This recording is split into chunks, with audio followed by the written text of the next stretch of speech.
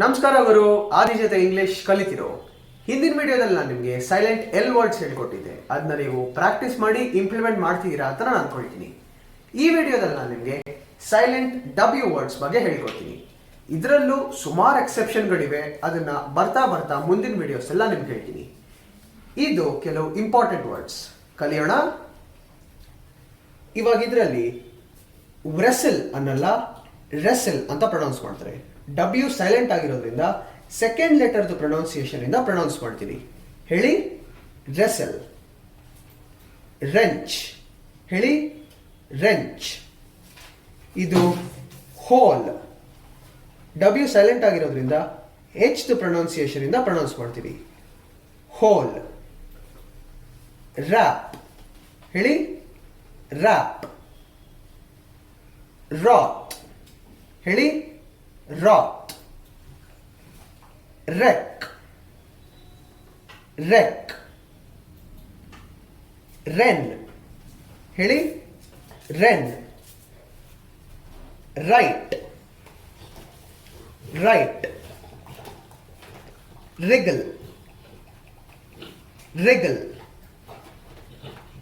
Wrist, ಹೇಳಿ, wrist.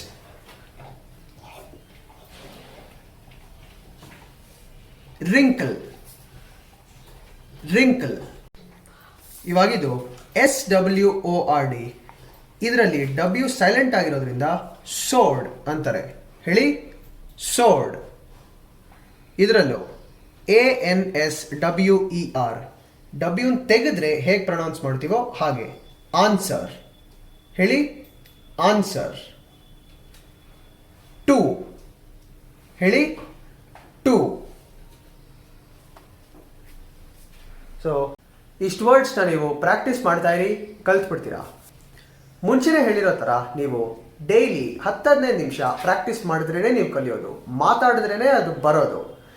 ಸುಮ್ಮನೆ time ಪಾಸಿಗೆ reels scroll ಮಾಡ್ತಿರೋ ಬದಲು ಅದೇ ಟೈಮ್ ಪಾಸಲ್ಲಿ ರೀಲ್ಸ್ ನೋಡ್ತಾ ನೋಡ್ತಾ ಅದರಿಂದ ಒಂದು ಕಲಿತ್ರೆ ಎಷ್ಟು ಮಜಾ ಬರುತ್ತೆ ನೋಡಿ.